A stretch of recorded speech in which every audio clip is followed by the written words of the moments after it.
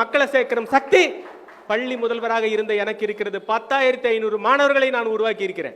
எனக்காக என்ன வேணா செய்ய ரெடியா இருக்கான். நான் ஸ்டேட்டஸ் வைக்கணும்.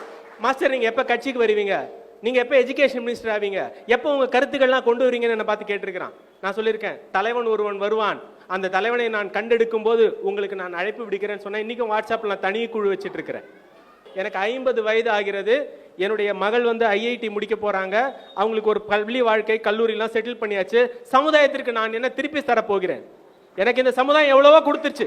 வித்யாரத்னா டைட்டில் வாங்கிட்டேன், பெஸ்ட் டீச்சர் அவார்டு வாங்கிட்டேன், பிரபல பள்ளியில் பள்ளி முதல்வராக இருந்துட்டேன், 56 பள்ளிகளை தமிழ்நாடு ஃபுல்லாக சுற்றிட்டேன், கணித ஆசிரியராக இருந்திருக்கிறேன், தமிழிலேயே உரையாற்றக்கூடிய சாமர்த்தியம் எனக்கு இருக்கிறது, தன்னகரம் மன்னகரம் நல்லிகரம் எந்த விஷயங்களும் தவறில்லாமல் பேசக்கூடிய திறமை இருக்கிறது. ஆனாலும் நல்ல மாணவர்களை உருவாக்காத ஆசிரியர்களை நான் மனம் நொந்து கொள்கிறேன். ஆசுன்னா குற்றம், ஈரியர்னா நீக்குபவர், ஆசிரியர்னா குற்றத்தை நீக்குபவர். யாரையா இன்னைக்கு ஆசிரியரா இருக்கா?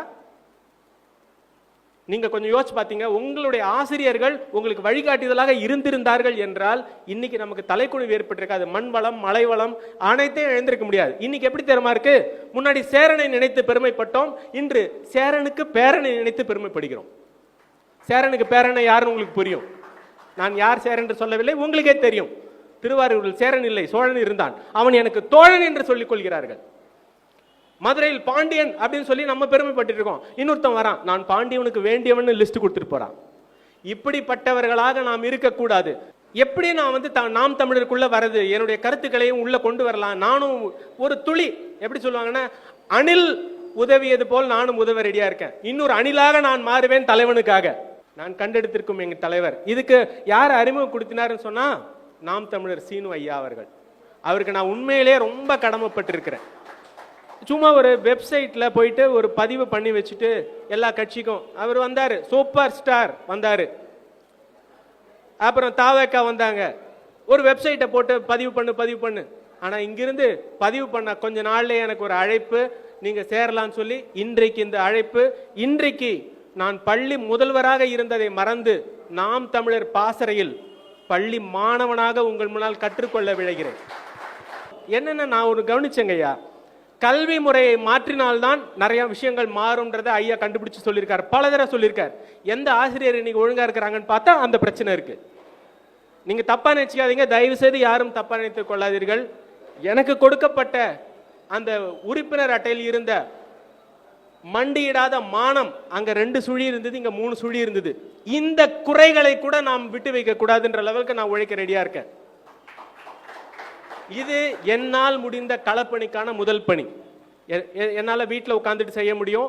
அற்புதமாக முன்னால் பேசியவர் சொன்னார், இங்கே வென்றெடுக்க வேண்டியது எம்எல்ஏ ஐயா சங்கரையா அவர்கள் மேல போனாருன்னு சொன்னா நம்மெல்லாம் அங்க சட்டமன்றத்தில் இருப்போம் அப்படின்னு சொன்னாங்க. நம்ம சட்டமன்றத்திற்கு போக வேண்டிய அவசியமே இல்லைங்க ஐயா. அவர் ஒருத்தவர் போனாலே போதும், நம்ம மனமெல்லாம் அங்க இருக்கு. நம்ம ஏன் போகணும், நம்ம ஏன் கூட்டத்தை அடைக்கணும்? தேவையில்லை, அவர் நன்றாக செய்வார். ஒரே ஒரு ஆலோசனை மட்டும் இங்க இருக்கும் அனைவருக்கும், எந்த இடத்துல நாம் தமிழர்கள் வெற்றி பெற முடியவில்லைன்னு நான் நேரம் கிடைக்கும் போதெல்லாம் யோசிச்சு பார்த்துட்டு இருக்கேன். இந்த மனுஷன் அறிவாளியா இருக்காரு, கருத்தியல் கொண்டு போகிறாருன்னு. நான் சொல்லக்கூடிய எண்ணங்கள்ல ஒன்று, நடப்பது வழக்காடு மன்றம் எனில் நாம தான் ஜெயிப்போம். நடப்பது பட்டிமன்றம் எனில் நாம தான் ஜெயிப்போம். நடக்கிறது வாக்கு மன்றம்ங்க.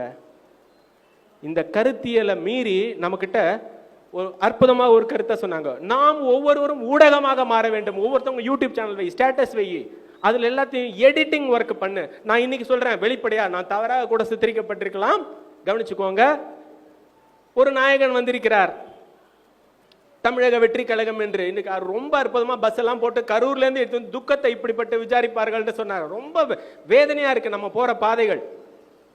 ஆனால் அவர் திரைப்படங்களில் பேசியக்கூடிய எத்தனை விஷயங்கள் நமது கருத்துக்கு சார்பாக இருக்கின்றன உங்கள் எல்லாருக்கும் தெரியும். அதெல்லாம் வெட்டுவோம்.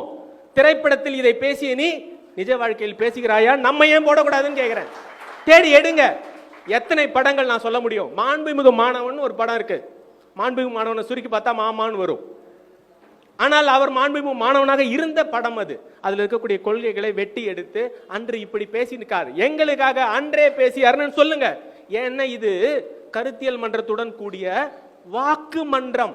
வாக்கு அரசியலில் நாம் வென்றாக வேண்டும், தமிழ் நின்றாக வேண்டும், மண்டியிடாத வீரம் நம்மிடத்திலே இருக்க வேண்டும். வாய்ப்புக்கு நன்றி கூறி விடுகிறேன். நன்றி, வணக்கம். நாம் தமிழர், நாமே தமிழர். நன்றி ஐயா.